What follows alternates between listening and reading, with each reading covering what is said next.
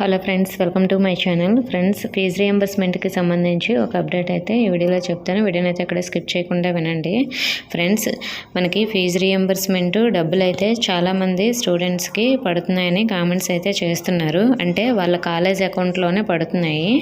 SC స్టూడెంట్స్కి మాత్రం student అకౌంట్లో పడతాయి కదా, మిగతా స్టూడెంట్స్కి కాలేజ్ అకౌంట్లో పడతాయి కదా.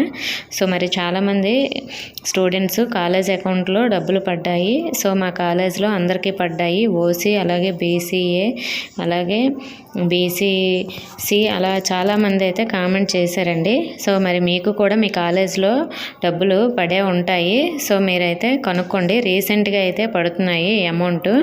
ఇంతకుముందు మనకి అలా కొంతమందికి మాత్రమే వేశారు, కానీ మనకి ఈ 2 days నుంచి చాలా ఎక్కువ మందికే అమౌంట్ అయితే కాలేజీలో క్రెడిట్ చేయడం జరుగుతుంది. కాబట్టి మీకు కూడా ఈ ప్రాబ్లం ఉంది కాబట్టి మీ కాలేజ్లో అమౌంట్ పడే ఉంటుంది కాబట్టి మీ కాలేజ్కి కాల్ చేసి కానీ లేదంటే వెళ్ళి కానీ కనుక్కోండి.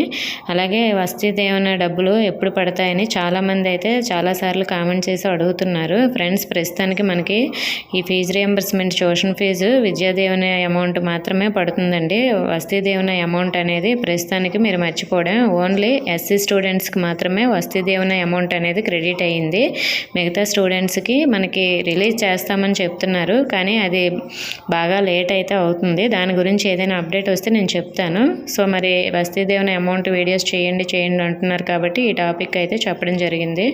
ఓకే ఫ్రెండ్స్, మీకు ఇంకా ఫీజు రియంబర్స్మెంట్కి సంబంధించి ఎలాంటి డౌట్స్ ఉన్నా కామెంట్ చేయండి. ఇన్ఫర్మేషన్ నచ్చితే వీడియోని లైక్ చేసి మీ ఫ్రెండ్స్కి షేర్ చేయండి. మన ఛానల్ని సబ్స్క్రైబ్ చేసుకోండి. Thank you for watching.